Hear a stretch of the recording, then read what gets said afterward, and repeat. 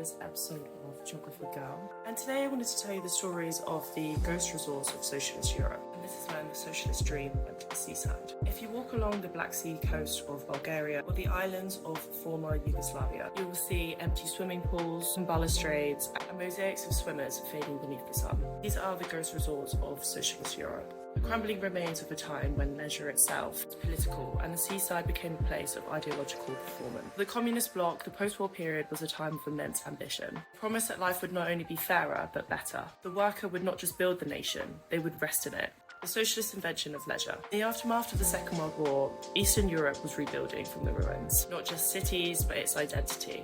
Industrialization surged, literacy expanded, and the idea of a good life became a political mission. Within this socialist modernity, rest was not laziness, but duty. A paper on tourism in post-socialist Eastern Europe said, trips were available for the elite, subject to various formal and financial conditions. The authorities sought to ensure that all citizens had equal access to leisure and recreation, which would guarantee rest, calm the public mood, and prove the superiority of socialism over capitalism. It was not a time free from indoctrination. The seaside became an extension of the welfare state. In the Soviet Union, Crimea was the crown jewel of this philosophy.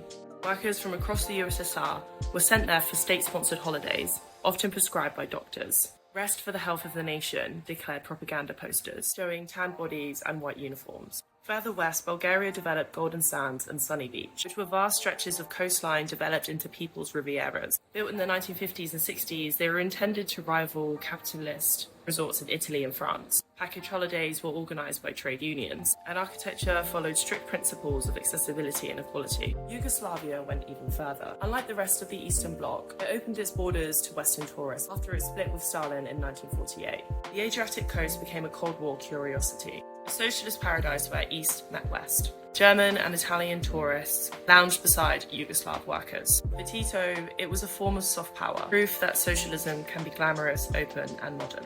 The architecture of collective pleasure.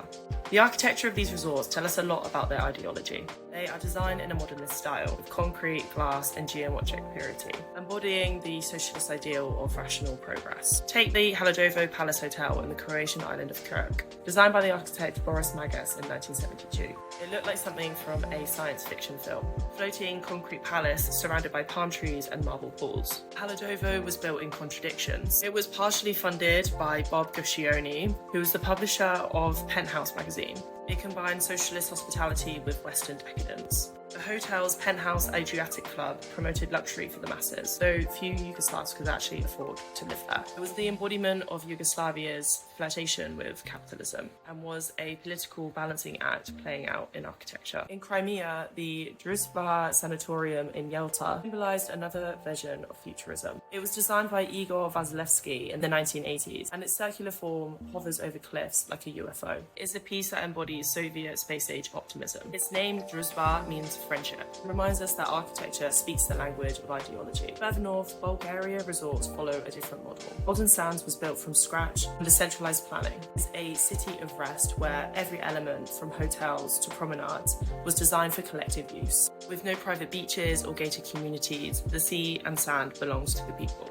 This is the state using architecture to make socialism look desirable. The geopolitics of the socialist seaside. The socialist resort was never just a place for leisure. It was also a stage for diplomacy, trade, and surveillance. In the USSR, Crimea was the symbolic southern frontier of the empire. It showcased prosperity and was often visited by party elites,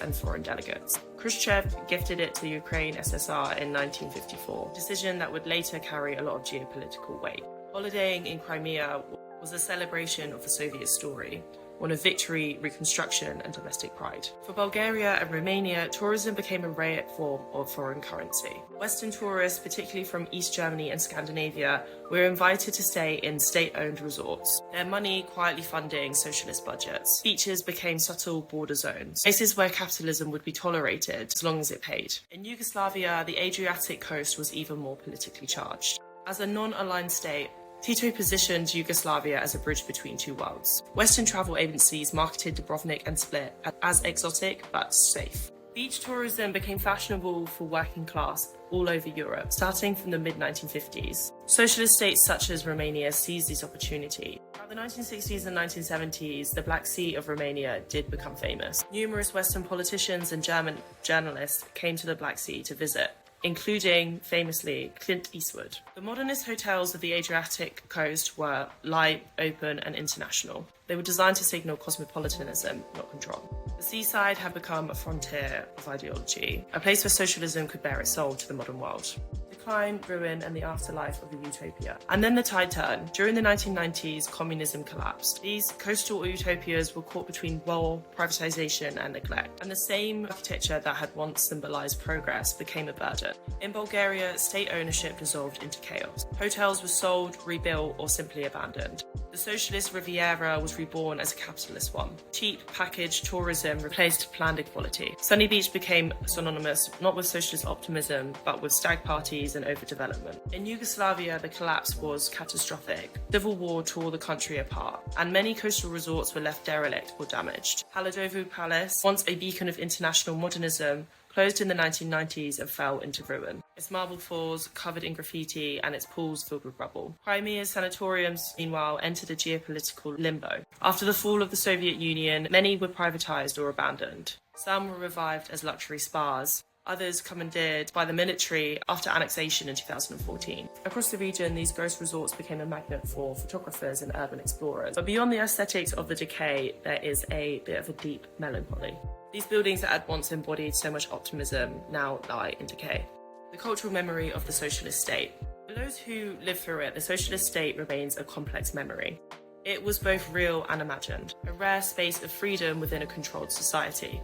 The sea represented escape, even within a system that was built for order. Cultural historians have described this as a paradox, as the socialist good life, a negotiated zone between ideology and desire. Pop songs, postcards, and holiday films all reinforce the image of a happy and modern society. Today, artists and filmmakers from across Eastern Europe are reclaiming this heritage.